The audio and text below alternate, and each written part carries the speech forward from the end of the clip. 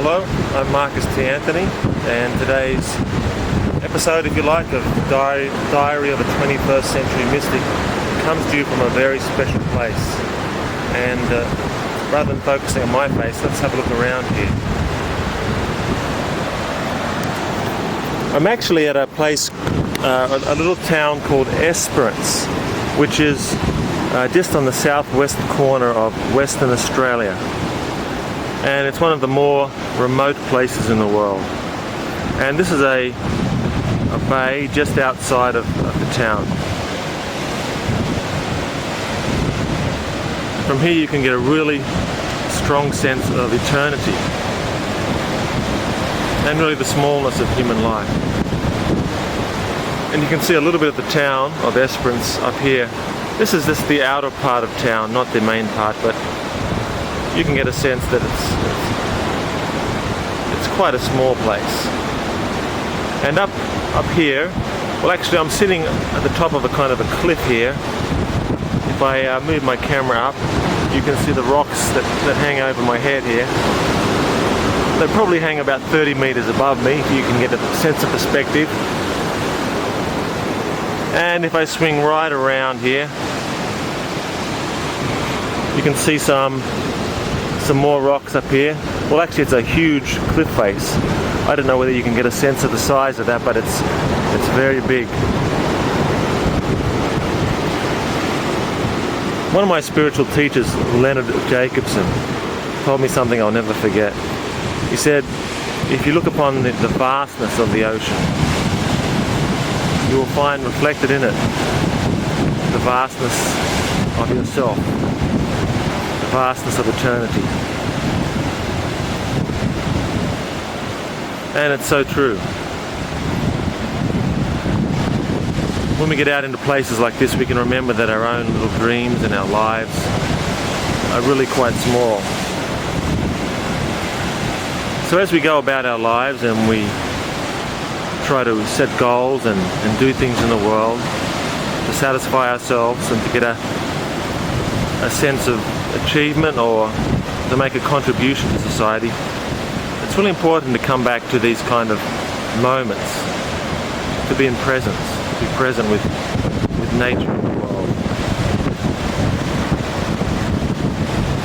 So as I've created this diary of a 21st century mystic, at this point at the beginning I have no idea what's going to happen with some of the goals and dreams that I'm starting to put into place. And I don't have much of an idea of what all those are at the moment because I'm really at the beginning of that. But regardless of what happens, there'll always be the present moment to return to. And the successes and failures of human life, well, they're not so important in the greater scheme of things. We just move through life and do whatever we will. And if oh yeah, there we go. What about that? Spotted some dolphins out there. Isn't that wonderful? It's wonderful also that we have this technology, this little camera that I'm holding here. Because there must be 700 or 800 meters away from these dolphins. And yet I can capture it here and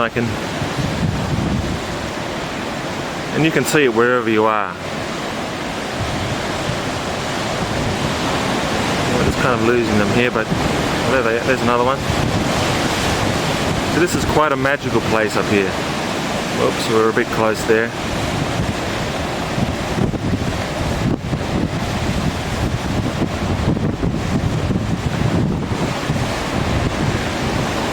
Esperance in Western Australia. What a great place to be. Simply beautiful.